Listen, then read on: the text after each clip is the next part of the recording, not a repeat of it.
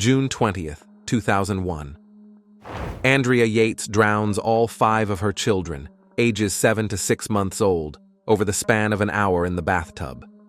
She claimed that in doing so would save them from the devil so they could be safe in heaven.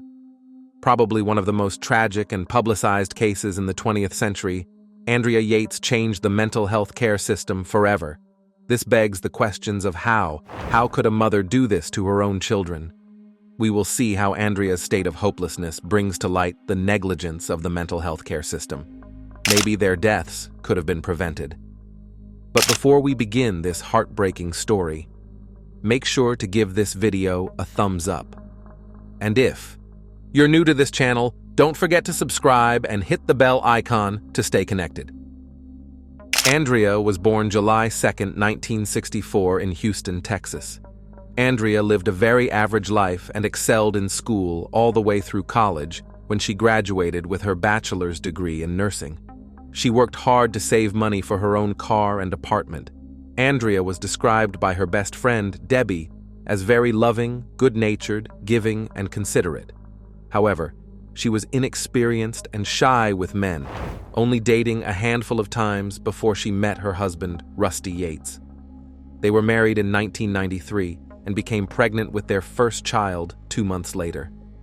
It was at this point that those who knew Andrea started to see the declining changes in her personality because of Rusty's controlling behavior. In an interview with a physiatrist, Andrea explains her life with Rusty, leading up to the murders. Rusty liked to be in control. He always wanted to be the one making the decisions. Rusty forced Andrea to quit her job and stay home after having their first child. Rusty was very religious and wanted to be just like the couple he idolized, the Warneckis. He believed their teachings, that women were to stay home with the children and only be a servant. If women were independent, that was witchcraft. The children were homeschooled and had no other contact with other children. Andrea had no other contact with the outside world, other than her once-a-week grocery shopping trips. Her relationship with her best friend Debbie was discouraged, and Rusty isolated Andrea as much as possible. The teachings Rusty followed taught humility. Andrea never wore makeup and dressed plainly because Rusty was overcritical if she wanted to look any other way. Even though Rusty made a decent salary working for NASA, he purchased a 300-square-foot bus for them to live in and forced Andrea to sell most of the worldly possessions she had. She sold all their furniture, wedding gifts, and most of her personal items. However, Rusty safeguarded his expensive tools and other items he put in storage. He controlled the finances, and Andrea was only permitted to spend money frugally. There was one thing they agreed on, and that was having as many children as possible, just like the Warneckis. After the birth of their 4th child, Luke, Andrea became extremely depressed, anxious, and reclusive. She called her husband for help one day, and instead of taking her to get medical help, he dropped her off to take a break at her parents' home. This was her first suicide attempt. She told her father she was laying down for a nap and tried to overdose on sleeping pills. She said that she was afraid she would hurt her children if she didn't. After being home from the hospital for 3 weeks, Rusty found her attempting to slit her throat with a knife. After this, she was on antidepressants and believed she was cured for a time. She stopped taking the medication and became pregnant with her 5th child, Mary. She gave birth to Mary on November 30th, 2000. After seeming to handle things well, Andrea's life took a tragic turn when her father passed away. Subsequently, she ceased taking her medication, engaged in self-harm, obsessively read the Bible, and neglected her daughter, Mary. Her condition deteriorated to the point where she required immediate hospitalization. On April 1st, 2001, she was placed under the care of Dr. Mohammed Saeed, received treatment, and was discharged. However, by May 3rd, she fell back into a near catatonic state and made disturbing preparations, such as filling the bathtub, suggesting an intent to harm her children. Andrea was hospitalized the following day during a scheduled doctor visit, as her psychiatrist suspected she might be suicidal and had filled the tub with the intention of harming herself. Andrea Yates continued to be under the care of Dr. Saeed, until June 20th, 2001. On that day, her husband Rusty went to work, leaving her alone with their children, against Dr. Saeed's instructions that she should be closely supervised at all times.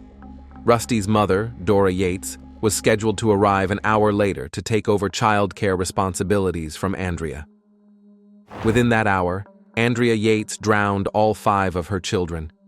She began with John, Paul, and Luke, and then placed their lifeless bodies in her bed. Subsequently, she drowned Mary, leaving her in the bathtub. Noah entered the scene and asked about Mary's condition. He attempted to run away, but Andrea quickly caught and drowned him as well. She left Noah's body in the tub and placed Mary in John's arms on the bed. Following her horrifying acts, Andrea called the police, repeatedly requesting the presence of an officer, but withholding the reason. She also called Rusty and urgently instructed him to return home. When interviewed by a psychiatrist about why she drowned the children, Andrea explained that her thoughts came from the devil. A month before the murders, she described that she felt she was being given directions straight from the devil himself to kill her children. She believed that the only way out to keep them safe from the devil and from her was to drown them and send them to heaven to be safe. The first opportunity she had within that month was that 1-hour time window. Following her arrest, Andrea made the confession to the drowning of her children. Before her second trial, she admitted to Dr. Michael Wellner that she had deliberately chosen a moment when Rusty was away at work to fill the bathtub, as she believed he would have prevented her from harming the children. After the tragic events, the family dog was discovered locked up, which Rusty mentioned was unusual, as it was typically allowed to roam freely when he left the house. This led the psychiatrist to suspect that she had confined the dog to prevent it from interfering as she carried out the terrible act on each child. Despite expert opinions from the defense that acknowledged Yates's psychotic condition, Texas law necessitated the defendant to prove that they could not distinguish between right and wrong at the time of the crime in order to successfully assert the insanity defense.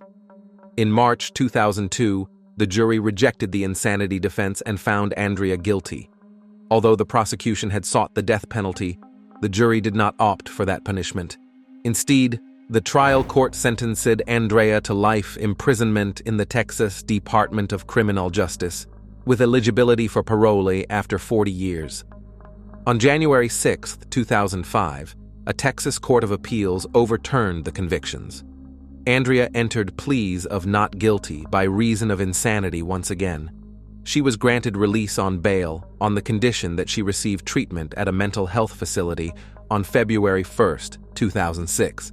After 3 days of deliberation on July 26, 2006, Andrea was found not guilty by reason of insanity, as defined by Texas law.